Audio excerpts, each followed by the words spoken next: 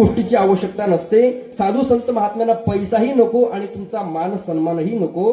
एक उदाहरण सांगतो. उदाहरण आहे स्वानंद सुख निवासी सद्गुरू जोग महाराजांच्या जीवनचरित्रामधलं. एका श्रीमंत माणसाने पुण्यामध्ये कीर्तनाचं आयोजन केलं. कीर्तनाचं आयोजन केल्याच्या नंतर त्या ठिकाणी भले मोठे लोक त्या ठिकाणी येऊन बसलेले आहेत आणि त्या लोकांच्या मधोमध ज्या माणसाने कार्यक्रमाचं आयोजन केलं त्या माणसाने एक लोकांच्या मधोमध भलं मोठं सिंहासन टाकलं आणि त्या सिंहासनावर तो जाऊन बसला.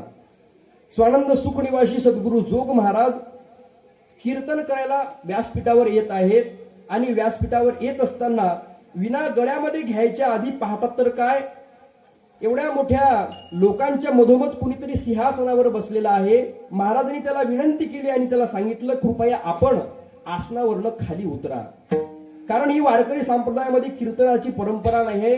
आपण कृपया खाली उतरा आणि खाली बसून कीर्तन ऐका. एवढ्या मोठ्या लोकांच्या मधोमध त्याचा अपमान झाला हे त्याने पाहिलं. त्याला असं वाटलं या महाराजांना माझ्या श्रीमंतीची जाण नसावी म्हणून एवढ्या मोठ्या लोकांच्या मधोमध त्यांनी माझा अपमान केला ना. कीर्तन संपल्याच्या नंतर एका खोलीमध्ये त्या श्रीमंत माणसाने एका पिशवीमध्ये भले मोठे पैसे भरले आणि महाराजांच्या समोर नेऊन मांडले आणि महाराजांना सांगितलं, महाराज घ्या तुमची दक्षिणा. महाराज त्या पैशाकडे पाहतायत आणि महाराज त्या दान करणाऱ्याच्या श्रीमंत माणसाकडे पाहतायत आणि महाराज विचार करतोय की हा आपल्याला दान नाही करत आहे तर हा आपल्याला अहंकाराने करत आहे. महाराजाने सांगितलं, नको मला तुझे पैसे.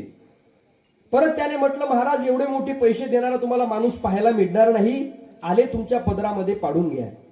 महाराज त्या पैशाकडे पाहतायत आणि महाराज दान करणाऱ्याच्या त्या श्रीमंत माणसाकडे पाहताय आणि महाराज तेवढ्याच प्रखरतेने त्याला सांगतायत, एवढे मोठे पैसे देणारा श्रीमंत माणूस माझ्या जगाच्या पाठीवर मी पाहायला मिळाला नाही. एवढे मोठे पैसे दान करणारा माणूस माझ्या आयुष्यामध्ये मला पाहायला मिळणार नाही. हे जरी गोष्ट तुझी खरी असेल पण दुसरं माझं वाक्य नीट ऐक. एवढे मोठे पैसे पदरात पडल्याच्या नंतर त्याला लाथ मारणारा महाराज सुद्धा तुला पाहायला मिळणार नाही. हे वाक्य साधू संत महात्म्यांचे आहेत. स्वानंद सुख निवासी सद्गुरू जोग महाराजांच्या जीवनामधला हा प्रसंग आहे. जगाच्या पाठीवर साधू संत महात्म्यांना धन सुद्धा नको असतं आणि संपत्ती सुद्धा नको असते. विठ्ठल विठ्ठल महाराज म्हणतात, बाकीच्या कुठल्याही गोष्टीची आम्हाला आवश्यकता नाही आहे. काही लोकांनी प्रश्न केला, तुकोबाराय तुमच्या जीवनामध्ये ही जी काही क्रांती घडलेली आहे ती कशाने घडलेली आहे? महाराज म्हणतात, मला सुद्धा माझ्या जीवनामध्ये आज कौतुक वाटायला लागलेलं आहे. कौतुक वाटे झालिया वेचाचे नाम मंगळाचे तेने गुणे. महाराज म्हणतात, भगवंताच्या मंगल नावाने एवढी मोठी क्रांती माझ्या जीवनामध्ये केली. काय मी सांगेन बघा तुम्हाला. एकदा लक्ष्मीचा आणि देवाचा संवाद सुरू झाला.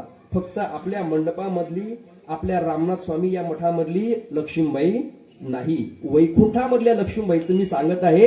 एकदा लक्ष्मीचा आणि देवाचा संवाद सुरू झाला आणि लक्ष्मी म्हणे देवाला, देवा या जगामध्ये तुमच्यापेक्षा किंमत मला जास्त आहे. भगवंत म्हणाले, लक्ष्मी बोलून दाखवू नकोस, मला सिद्ध करून दाखव की माझ्यापेक्षा किंमत तुला जास्त आहे. लक्ष्मी माता म्हणाली, देवा एक ना एक दिवस मी तुम्हाला तेही सिद्ध करून दाखवेल. आणि ऐका, एक दिवस एक प्रेत यात्रा खालून जात होती. त्या प्रेत यात्रेवर लक्ष्मी मातेने आपल्या कृपेने पैशाचा पाऊस पडायला सुरुवात केली. आता मला सांगा, जर त्या प्रेत यात्रेवर पैशाचा पाऊस पडत असेल तर लोक प्रेताला धरून राहतील का? नाही राहणार. सर्व लोकांनी प्रेताला खाली सोडून दिलं आणि पैसे जमा करायला सुरुवात केली. जाऊ दे आता प्रेत यात्रेचं. मला सांगा, आपल्या या संस्थांमध्ये, माझ्या कीर्तनामध्ये जर पैशाचा पाऊस पडायला सुरुवात झाली तर तुम्ही सर्वजण कीर्तन ऐकाल का? अहो, तुम्ही कीर्तन ऐकाल का? नाही, हा नंतरचा भाग आहे. वैभव महाराज या ठिकाणी कीर्तन करलच की नाही करल हा एक मुद्दा आहे ना. विठ्ठल विठ्ठल.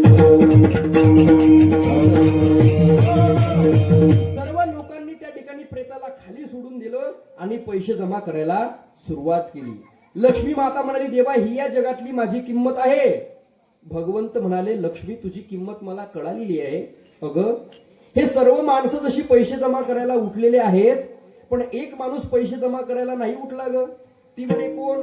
भगवंत म्हणाले, अगं जो प्रेत मरून पडलेला आहे तो मात्र पैसे जमा करायला नाही उठला. लक्ष्मी माता म्हणाली तो पैसे जमा करायला कसा काय उठेल? भगवंत म्हणाले का? लक्ष्मी माता म्हणाली अहो त्यामध्ये रामच शिल्लक राहिला नाही ना, त्याला पैशाची किंमत काय करणार आहे? भगवान परमात्म्याने स्मित हास्य केलं. भगवान परमात्मा हसले आणि लक्ष्मीला म्हणतायत, लक्ष्मी मग तुझं उत्तर तुला मिळालं असेल ना, का मी देऊ? अगं मी शरीरामध्ये आहे तोपर्यंतच तुला किंमत आहे, मी शरीरातून निघून गेल्याच्या नंतर तुला कवडीची सुद्धा किंमत नाही. आप मर गए डूब गई दुनिया. आपण डब्यामध्ये लपून ठेवलेले पैसे महिला मंडळ किंवा लाडक्या बहिणीओ कामी येणार आहे का ते आपण गेल्याच्या नंतर? मग देत जा वैभव महाराजांना. विठ्ठल विठ्ठल.